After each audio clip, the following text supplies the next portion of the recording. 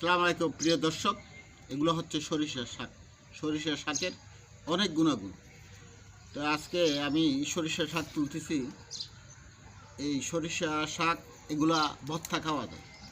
এই সরিষার শাক vitamin D, vitamin K, vitamin B থাকায় যাদের হাড্ডি ক্ষয়, হাড় ক্ষয়, মেরুদণ্ডর হাড় ক্ষয়, ঢাকায় লাখ লাখ টাকা নষ্ট করেন, তারা এরকম সরিষা শাক খাবেন।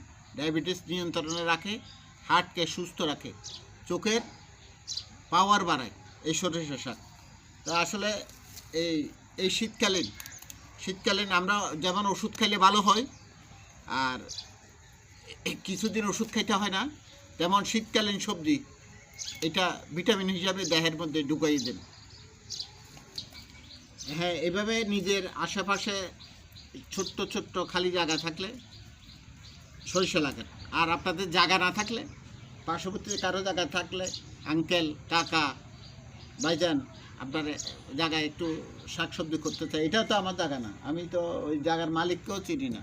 এখানে অনেক কিছু আমার, তো মালিককে আসলেও দিব, অসুবিধা নেই। তো এইভাবে আপনারা সরিষা বা বিভিন্ন কিছু লাগান, উপকৃত হন। ধন্যবাদ।